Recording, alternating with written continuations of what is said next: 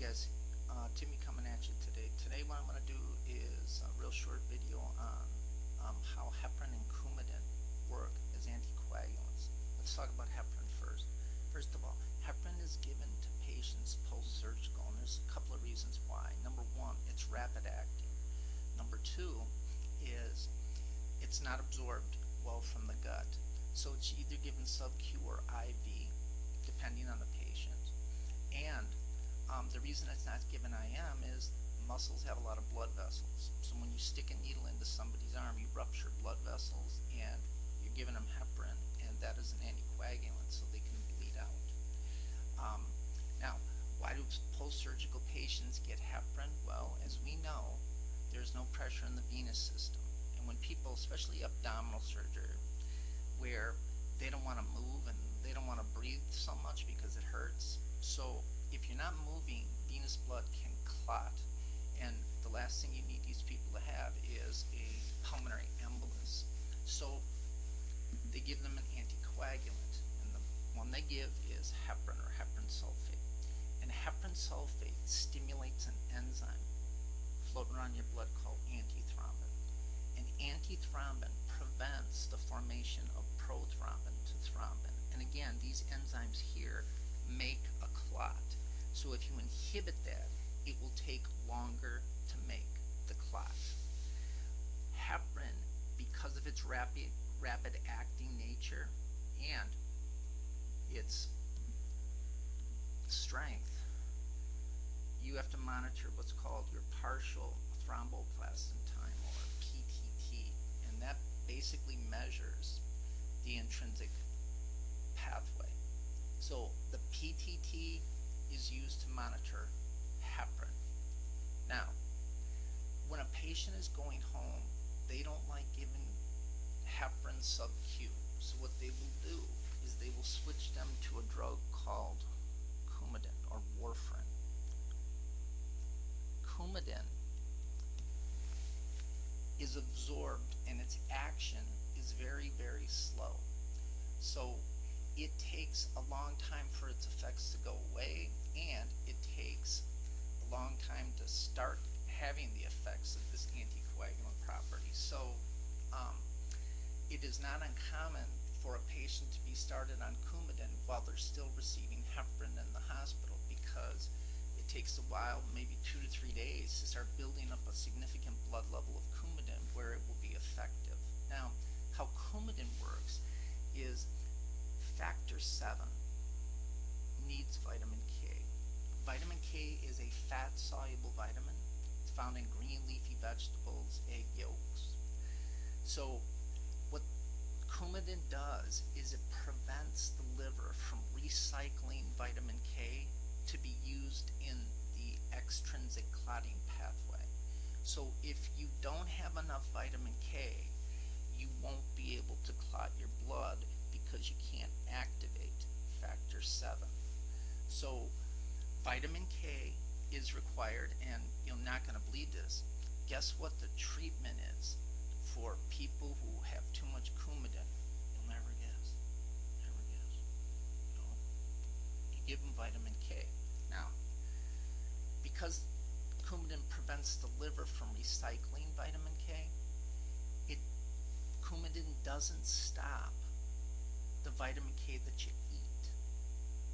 So that's why people have diet restrictions when they're on Coumadin, because if you eat vitamin K, then you don't have to worry about the liver recycling the vitamin K. You've got vitamin K to activate factor 7. That's why they're on those diet restrictions. The other thing is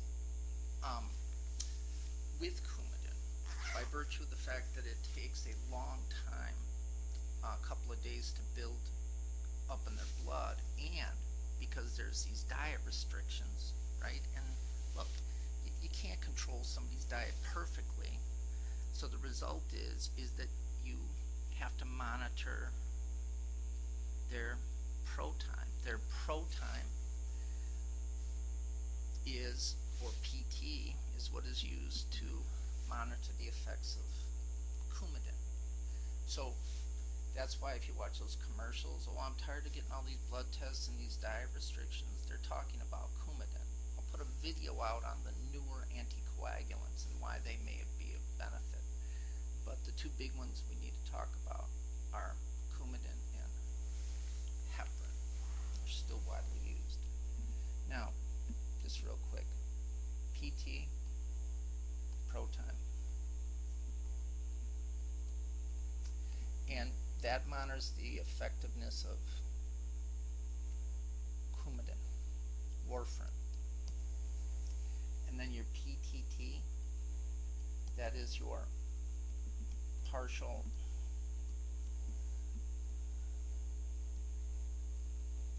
thromboplastin time. And that measures the effectiveness of heparin. Now, watch. One of the things that doctors worry about is, how accurate is that pro time, for example. So what they came up with is what's called the INR. And the INR, it stands for the International Normalization Ratio. And basically what it does is, because different hospitals will use different kits to test a pro time, then what they do is they take the patient's pro time divided by the pro time of the control kit. So every test has a control to make sure that the tests they're performing are accurate. So what do you want? What you want is you want the patient's pro time to be higher than the control from the kit. So normal pro time is about 15 seconds, right? So the kit should be about 15 seconds. And you want the patient's pro time to be higher, right? You want it to take longer for them to stop bleeding. So let's say the patient's pro time is 30. So you have the patient's pro time, 30 seconds. And then you have the control kit. Let's put control. And that's 15 seconds. I'm running out of room here. So 30 divided by 15 is 2. So they would have an INR of 2. And depending on the type of condition that the patient has, that will determine how much anticoagulating effect the doctor desires. Typically in like valve replacements and things like that, they like to have an INR of like 2.5, sometimes 3. For people who have DVT that can lead to a pulmonary embolism, it's usually 1.5 to 2 times their INR. So that's a quick and dirty approach to heparin and Coumadin and how they affect the clotting pathway. I hope this helped.